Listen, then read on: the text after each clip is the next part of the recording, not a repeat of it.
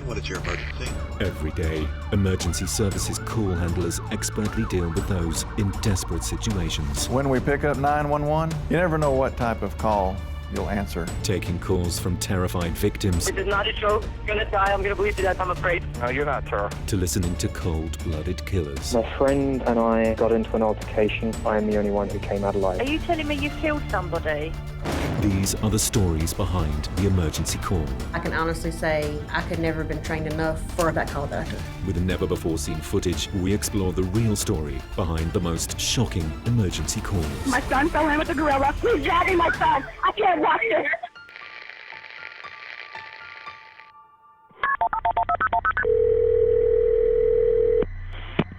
(911) What's your emergency? Hello, 911. Give me an address. I don't know the address. Ma'am, stop yelling. Tell me where you're at. I'm watching my family burn in a fire.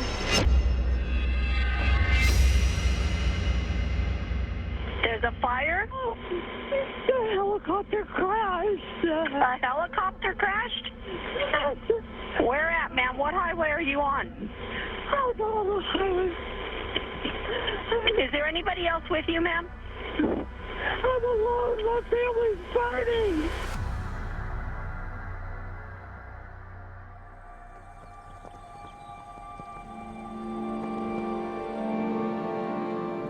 I've lived in Raton for 30 years.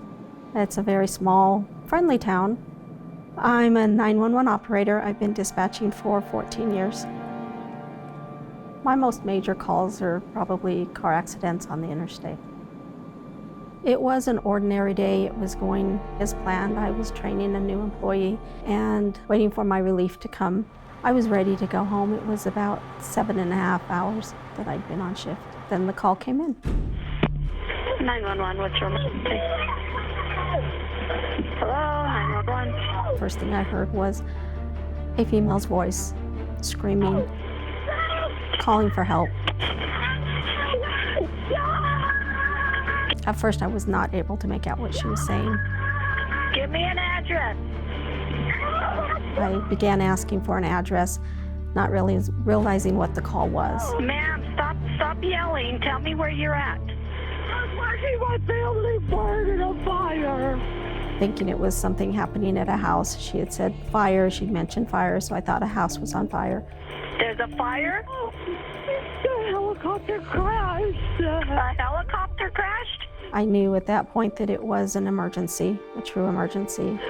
Is there anybody else with you, ma'am? I'm alone. My family's burning. We just came from Raton. Where were you flying to? We were flying to Imgap Ranch in Colorado. Oh, I don't know what to do. I don't know what to do. There's a big fire. I'm covered again. I just thought, I need to get help to her. Okay, do you know about how long you flew before? About 3 minutes. About 3 minutes, and then it went down. Yeah, maybe 3, maybe 4. We've got to have help out of here right away. Ma'am, how many of you are out of the helicopter? Ma'am, is it just you? My name is Andra. 39-year-old Andra Cobb lives in Houston, Texas, with her long-term partner Charles Burnett III and Andra's 2 children. They were funny together. I mean, I think Andra brought out the fun stuff in Charles. Charles was just a fun-loving guy. They understood each other. They traveled a lot. They went to fun places. Can you tell if you're near an interstate, ma'am? No, we just came from Raton. Okay, well, you came from the airport. On the 17th of January 2018, Andra and Charles flew into Raton Airport on Charles's private jet with Andra's father, Paul, and friends from Zimbabwe, Roy and Heather Bennett. The Burnett crew, as they arrived on their aircraft, they seemed pretty excited to board the helicopter and start their weekend. The party, along with helicopter pilot J.C. Dodd, were heading to Charles's ranch on the New Mexico border for the weekend. J.C. was a helicopter pilot. That was his entire identity. He flew helicopters when he was with the Army. He subsequently did some test pilot work and ended up flying this private helicopter for Mr. Burnett as the sunset part of his career. The helicopter departed 5:45 local approximately. Weather conditions were pretty normal, clear, calm. It was one of the darkest nights of the year, so it was very dark. J.C. Dodd's pilot-rated passenger for the 10-minute flight to Charles's ranch was Andra's father, Paul Cobb. He was just an amazing person. He always had a good outlook on life. He was so logical and honest, and he had so much integrity. He always had this desire to fly helicopters. He loved flying. Ma'am, are there trees around you? Yes. No. No, is it flat? It's open. It's open field? Yes. Do you see maybe any passing cars anywhere? Like headlights from cars? No? No.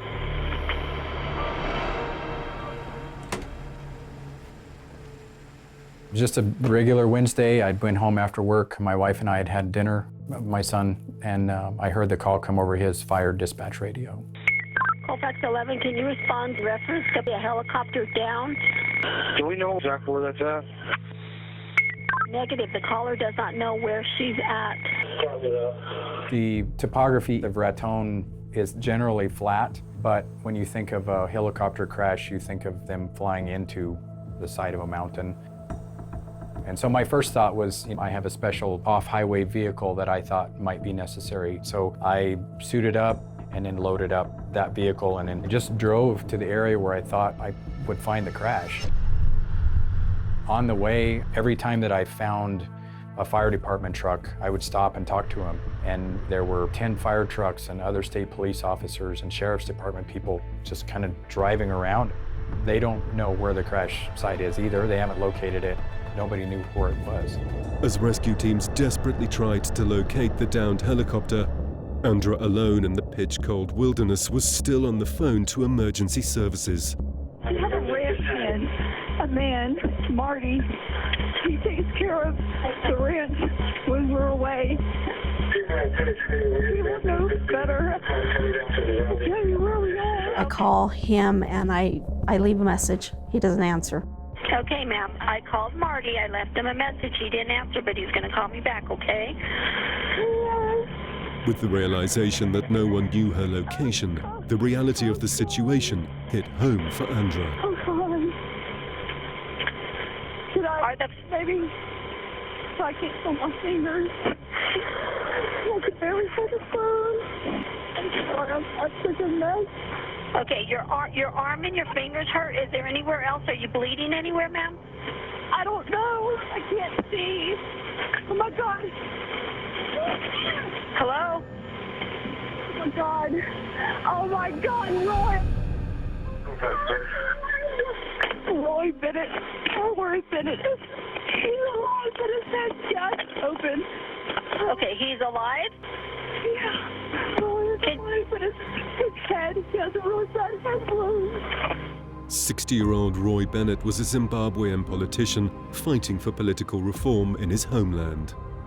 Over in America on holiday with his wife Heather, he was visiting friends and doctors for checkups on his prostate cancer. Okay, ma'am, can he possibly tell you where you guys might be? No, he's from South Africa. He does not know. We are... Okay.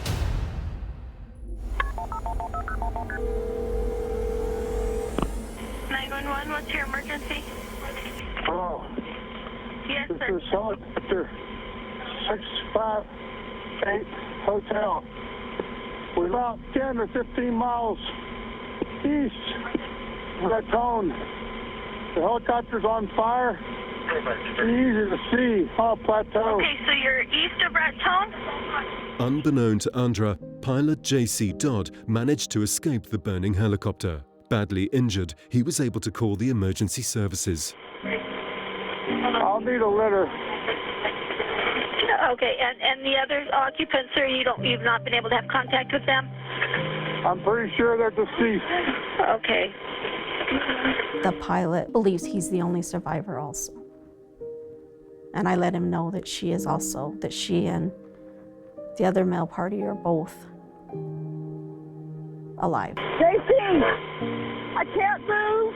I don't know if I'm okay. I don't know. I think I'm okay. Are you okay? Is my dad alive? Oh, and Charles!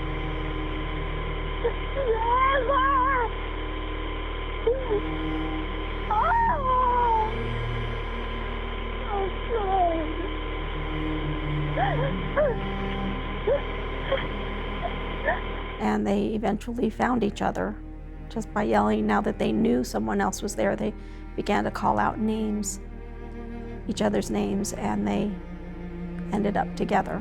Arm is broken in many places. I don't know if I have other injuries or not. I don't know. No. It was a very good feeling to know that they knew they weren't alone, that they knew they had each other and that they were there to help each other and support each other.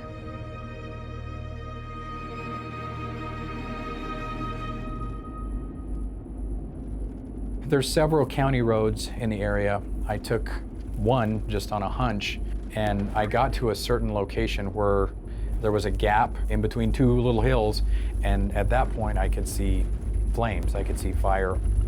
At that point I knew at least the direction it was.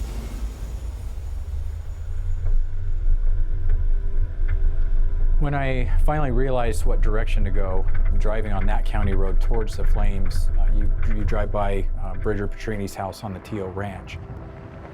He and another state police officer were at the cattle guard formulating a plan on where they thought it was and the best way to get there. We just all decided we were going to head south because I know the country really good down there, and we were going to just try to find it, and see if we could pinpoint exactly where it was.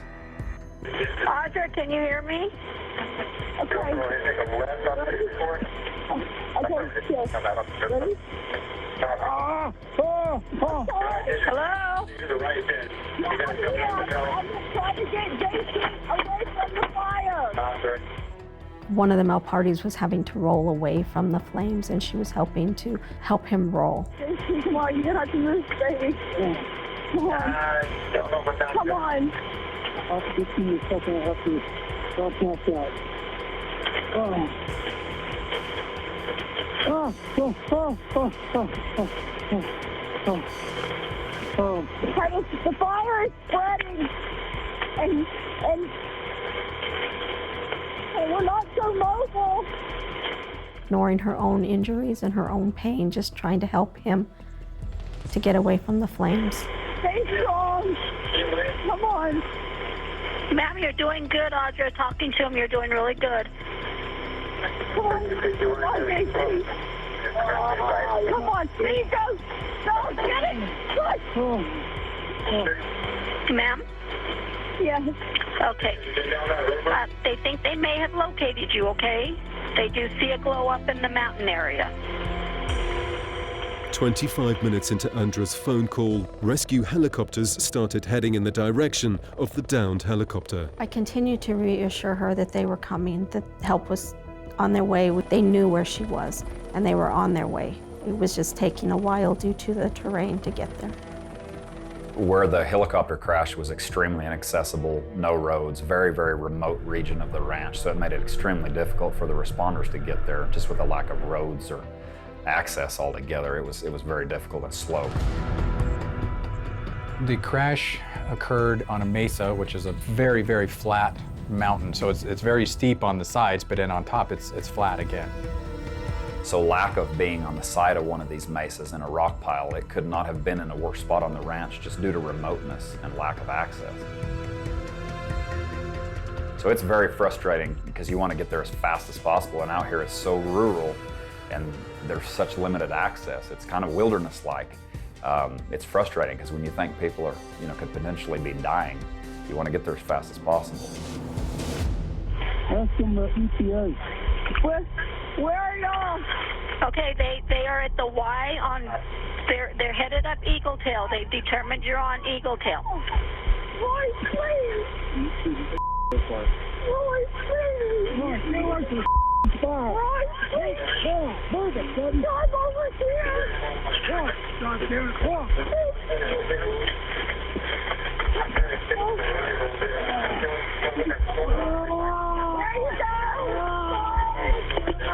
Audra, can you guys see the lights of the crews heading up there? Do you see any red and blue lights? No. What is it that Roy is doing? Is he going towards the fire? No, Roy has stepped away from the fire now. Okay. And JP is rolling away from the fire. Okay. Ask her if the emergency responders can see the fire. Can the emergency responders see the fire? Yes, they can. They're heading up there. They can see the fire. Okay. They can see the fire.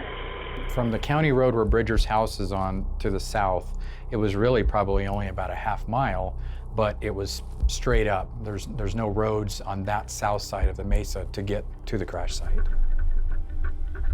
Bridger Petrini and the state police officer and I drove to a place where we were going to have to hike. That was the only way to get to the crash scene. I decided that it was quicker to go on foot to get there than it would be to drive all the way around, at least to locate the crash.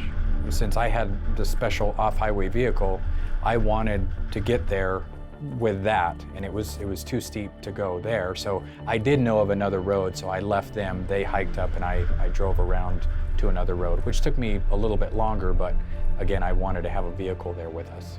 Roy, stand strong. You got this, baby. Come on. Move away from the Come on, Roy. Move it. Come on. Come on, Roy. Bring back to get the mark for Come on, Roy, come. Come this way. Now. Come on. Audra, are the flames still high? No, the flames are getting low. Okay. Are you certain of our location?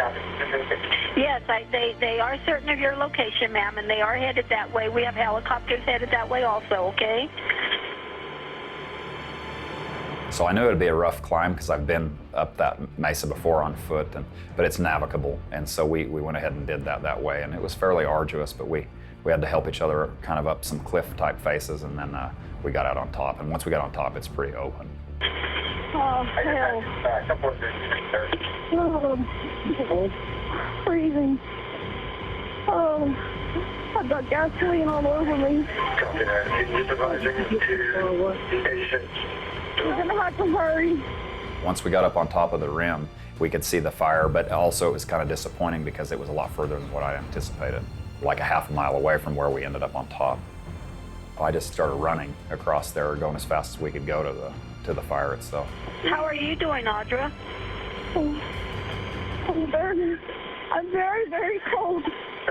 Covered in gasoline. My left arm is badly wounded. I can't feel it. I don't know if I'm bleeding. I don't know if I'm hurt anywhere else. I'm heartbroken. I thought I saw a red light, but maybe it's just wishful hoping. No, I don't think it's wishful hoping, Audra. I believe they're making their way up. You know, running across the top of the mesa there toward the fire, it kind of got out of sight, and there was a bit of a glow, and then I topped a hill, and then it was in full view. I'm not trained. I have no equipment with me to speak of other than the clothes on my back and a light. So I was dreading what may be up there. There was so many flames and so much smoke, I just yelled out to see if I could get someone to respond. I thought I could faintly hear someone respond, and I ran further and I yelled again. Over here, we're over here, help. Assuming it was first responders. And it ended up being Bridger Petrini. And he was my first responder. He was my first hero on the scene.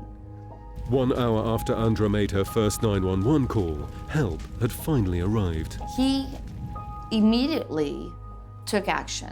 Her arm was in really bad shape and she was soaked in jet fuel. She was hysterical. She was extremely cold, and so I gave her my first coat. Took off his coat and he put it on me, and I said, no, you're gonna need it, it's cold. And he said, no, and he insisted. And then I said, please, tend to the guys first. So when I first approached, I could see that it was a downed helicopter with a ring of fire coming away from it. I could see one person walking around and then 2 other people on the ground that were being assisted by Bridger and the state police officer. JC was very lucid. He could talk perfectly. His face was burned really bad, I believe from the grass fire, I think. And then he told me that he thought that his hips were broke. So when I first got to Roy, he was in pretty bad shape, but he was very lucid, could talk to me, told me his name, and I asked him what I could do for him, and he was just very cold, so I gave him one of my coats. The crash was so violent. It amazed me that Audra was up walking around and talking. But the other people were injured so severely that there really wasn't much we could do but just let him know we were there for him. I heard the responders make contact with her and her let me know that they were there. And that was an enormous sense of relief for me. When I knew they were there, I disconnected the line. I went home and I sat at my kitchen table and I cried.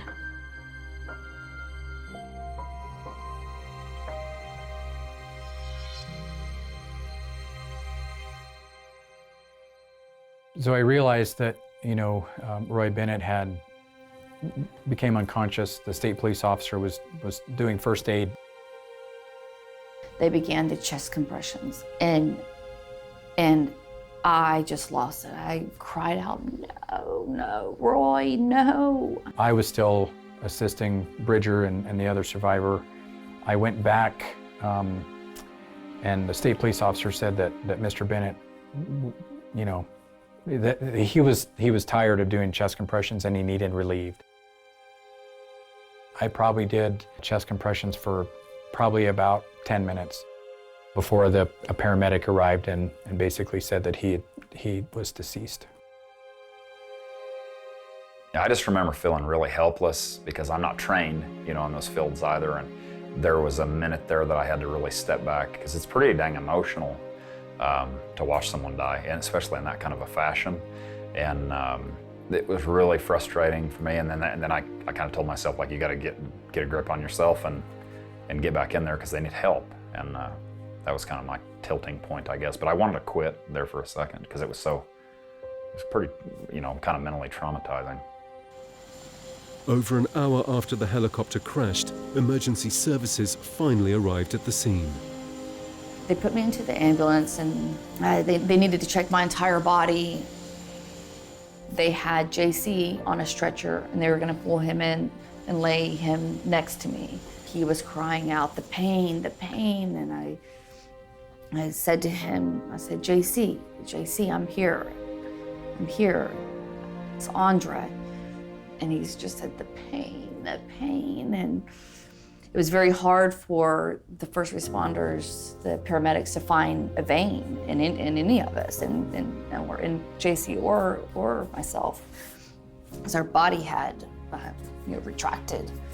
And they finally found a vein in JC's neck to give him some medication. And at that point, they rolled him off and put him on the first helicopter. He had a lot of pain in his hips. He had a lot of internal injuries. And then I heard later that They were trying to fly him to Albuquerque, but he didn't make it more than a couple minutes. And so they just returned and landed in Raton.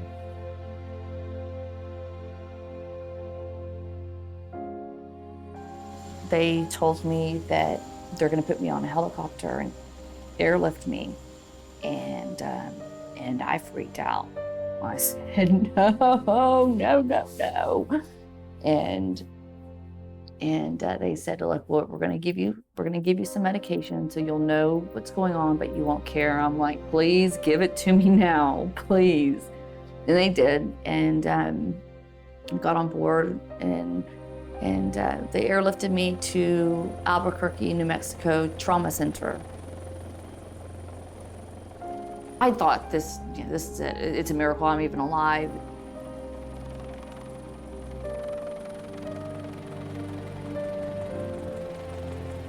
The next morning, I hear the door open because it has an alarm on it. And I went out there, and David had this horror look on his face. And he said, Mom, I need you to sit down. I go, what's wrong? I thought maybe he had wrecked the car or got a ticket. And he said, I need for you to sit down. I go, what? He goes, Mom, there was a helicopter accident and Dad was killed. And I said, David, don't say that. He goes, no, Mom, it's true, it's true. I said, what about my Andra? And he goes, she's okay, she's alive. And I was just sitting there thinking, this is a nightmare. It was just a nightmare. He was my go-to person. He was my everything. I just feel like I've been ripped in half. I've lost my partner. The man I've loved my whole life. I just can't imagine living the rest of my life without him. I mean, it's ripped our whole family apart.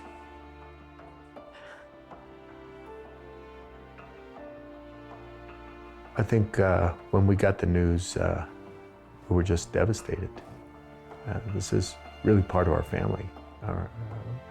My best friend, I think our stand-in uncle for our kids. Yeah, it was awful.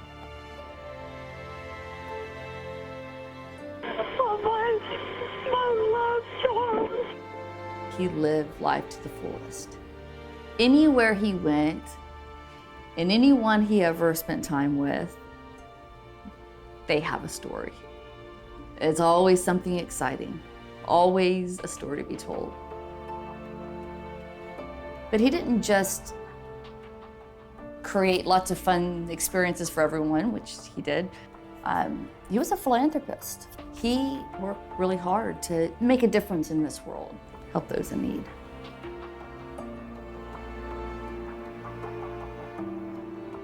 I feel like she's a hero. She did all she could to get the help that she needed for herself and for them. And towards the end, forgetting herself and just wanting help for the other two people with her. Very strong woman she is. I couldn't sleep at all that night, just with what I had seen. And it's human life is a precious thing. And, to see it vanish like that and in such a non-necessary way, I felt like, yeah, it sticks with you. But I found that, I talked a lot about it. Clint and I talked a whole lot about it, several times. And I think that helped, to kind of keep it out instead of harboring it, I reckon. But yeah, it definitely, it stuck with me a lot. I'd see it first thing when I woke up in the mornings, and, that's what you'd think about before you went to bed. It was real hard to shake it, but, what do you do?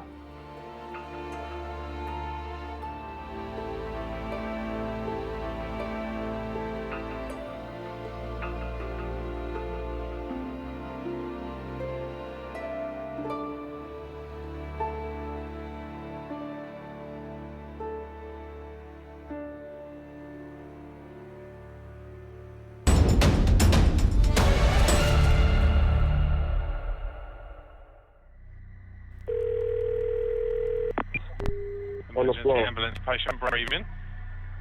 He's breathing, yeah. He just dropped on the floor. He hit his head on like, he's very old as well. Is he conscious?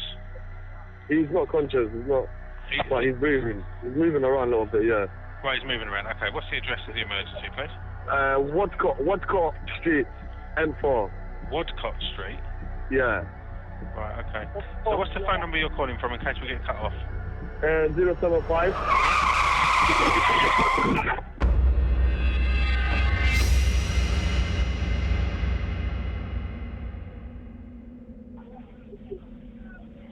Hello? Hello?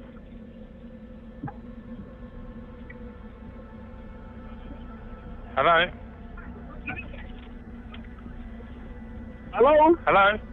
Hello, mate. Someone just come with a big van and run over a whole lot of people. A lot of people died.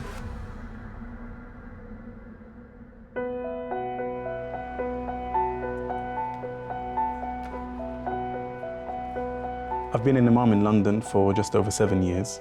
I was an imam in Muslim Welfare House, a mosque based in Finsbury Park. Finsbury Park has always been so diverse, so multicultural. I grew up a stone's throw away from my mosque. It felt like home, and it was home. On the 19th, it was a normal Ramadan day. Started the day off with fasting. We broke our fast at around 9 p.m. and then prayed the 5th obligatory prayer at around 10:30. And then there is a prayer that is unique to Ramadan, known as Taraweeh, which can be anything from half an hour long to an hour and a half long. We finish the prayers at around midnight. People normally return home for a bite to eat and then come back for some more prayers before dawn. The area was extremely busy because Muslims from both the Finsbury Park Mosque and the Muslim Welfare House were starting to spill out onto the streets to go home, meet friends and socialise. One of the worshippers leaving the mosque was 51-year-old Makram Ali, who came to the UK from Bangladesh when he was just 10 years old. He lived nearby with his wife and his family, and he was known as a kind gentleman who had never made an enemy in his life. He had 6 children and 2 grandchildren, and on the night he had been praying at the Muslim Welfare House. He had some health problems and had collapsed. Patient breathing? He's breathing, yeah. He just dropped on the floor. He hit his head on like, he's very old as well. Is he conscious? He's not conscious, but he's breathing. He's moving around a little bit, yeah. After he collapsed, a group of people, mainly Muslims on their way home from prayers, gathered around to help him. Right, he's moving around. Okay, what's the address of the emergency, please? Wadcott Street. I think it's not in it. And that's N4, you said, yeah? N4, yeah. Okay, whereabouts on Wadcott Street are you?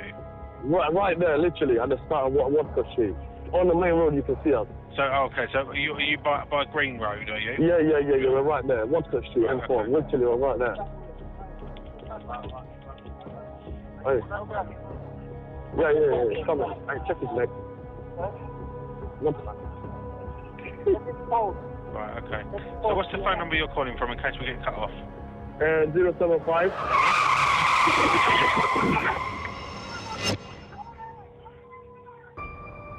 I was in my office when one of the worshippers from the mosque ran up and told me that an incident had happened.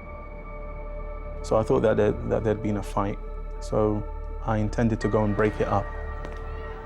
When I ran out, I saw bodies all over the place. I heard wails and screams and people moaning and groaning out of agony and pain, so I went to inspect them to see what had happened.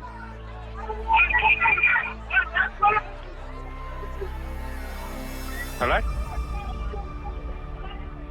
The initial reports were very confused. There was pandemonium in the streets. A lot of people had seen the aftermath, but they weren't sure what had happened.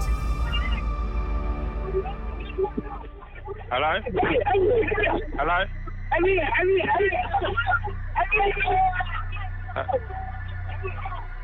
Hello? Hello? Hello? There were a lot of people at the scene. Some people thought the crash had been deliberate. Hello? and other people viewed it as an accident. Hello? Hello? Hello, mate. Someone should come with a big van and run over a whole lot of people. There was initial fears that it could be a terror attack. Sorry, so that In Woodcock Street. In Woodcock, I what's said someone happened? yeah, man. He ran over a lot of people. A lot of people died. So, a van? It's a big van. He just ran over everyone when I was calling you on the ambulance. He just turned and ran over everyone. After ramming the vehicle into the crowd of people, the driver escaped the van and tried to run away. People who had been helping Mr. Ali and had survived saw that he was trying to get away, and they managed to chase him down, grab him and pin him to the floor. The driver of the vehicle was 48-year-old Darren Osborne. Darren Osborne was unemployed and had not worked regularly in around a decade when he used to be a painter and decorator. His partner said he felt like he didn't fit in, he felt like he was worthless, and he had been prescribed medication for depression and anxiety. He was also what she described as a functioning alcoholic and would often go out and get very, very drunk, and that had an impact on the family life and friendship and interactions with his 4 children. Darren Osborne was restrained. He was on the ground, face down, and a couple of guys were on top of him. There was hostility being directed towards him. They had heard him say that he meant to kill all Muslims, and that was his intention.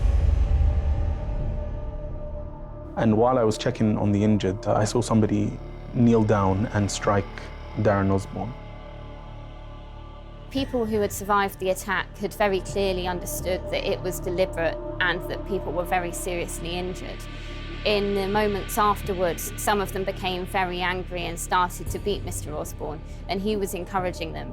He was saying, "I've done my job, you can kill me now, I want to kill more Muslims." He was inciting the crowd into a frenzy, and it was only when the imam came out of the mosque and told people to let him be and let justice take its course with the police that they let him go. As emergency services were dispatched to the scene, Imam Mahmood managed to flag down a passing police van. I flagged it down and I explained to them the situation very concisely, and the officers asked for my help to push people back until they put him into custody and in the back of the van. The towers go up in flames, don't they? Hey? And they all start marching down the street, get the Tories out. Where were they when Blair invaded Iraq then? Well, there was a million of them got murdered. They weren't marched up the streets then, were they? Quiet vigils. Part and parcel of living in a big city. Nice one. I'd love another glass of water, boss. Do you want to just jump up on that seat there for us, mate, and we'll get you one. Just mind your feet. Just have a seat up there for us, mate. Take these for now.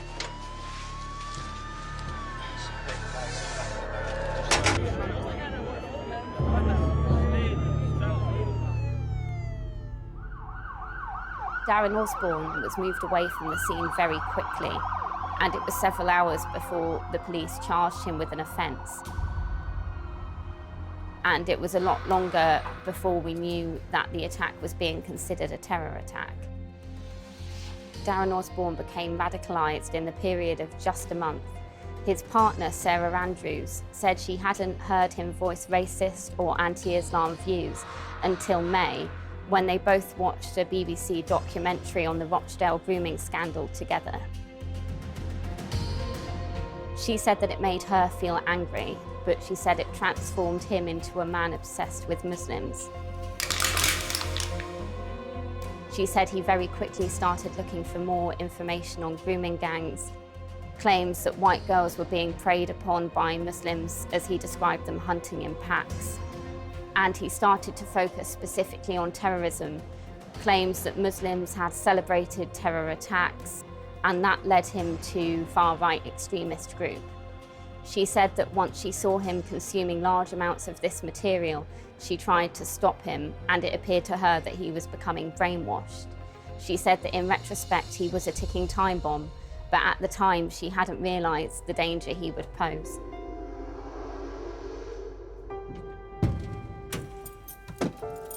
Days before the attack, he hired a large white van from the local hire company in his hometown of Cardiff. Later that evening, he was supposed to have dinner with his partner, who he lived with, and they had 4 children together. But when she came home from work, she found him already drunk, and she asked him to leave the house. He went to the nearest pub to continue drinking. And there he wrote what was found to be the suicide note or manifesto found in the van after the attack.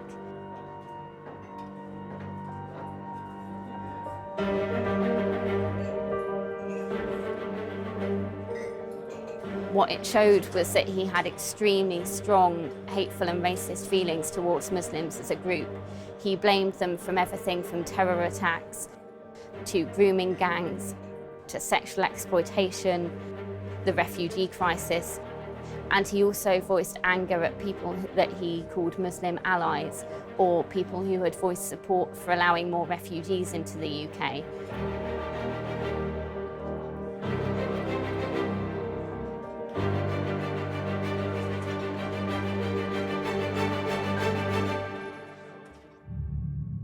He started voicing his views about Muslims, terrorism and grooming gangs to other people in the pub, which started several arguments, including with a soldier who challenged him on his views. When he talked to the soldier and other people, he clearly stated his intention to harm Muslims. He claimed that no one was doing anything about the problems he had identified and that he was going to take it into his own hands.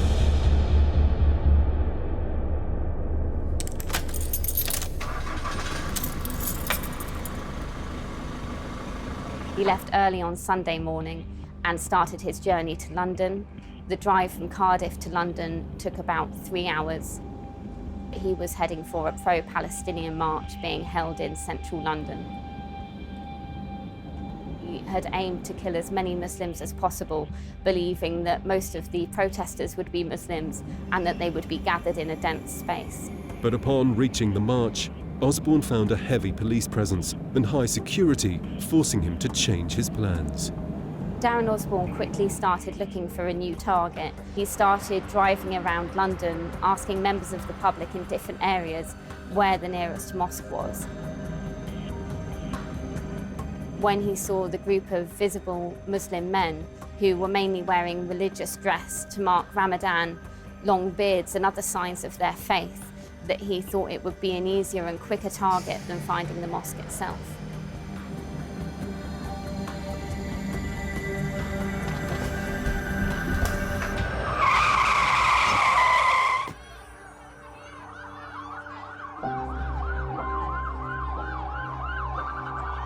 Immediately after the attack, Mr. Ali was found on the ground.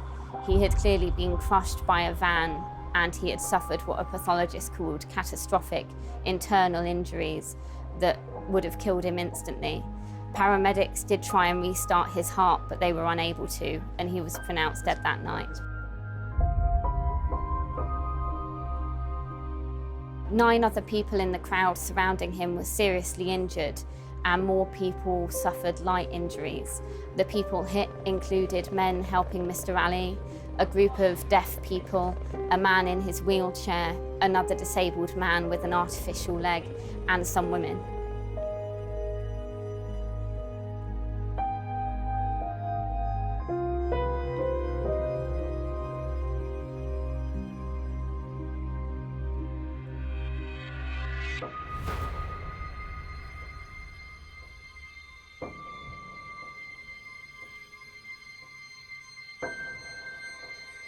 When you're targeted, it does come as a shock and surprise. The reaction of Londoners after the attack was that people felt that this was an attack on them, on their freedom and their liberty. This was an attack that had to be condemned because it didn't speak in their name. The community has moved on after the attack. They've healed. But the same can't be said exactly about the victims. They still suffer with their injuries. And at times, their wounds can be forgotten by others. We assume that their lives are back to normal because ours have returned back to normal, which isn't the case.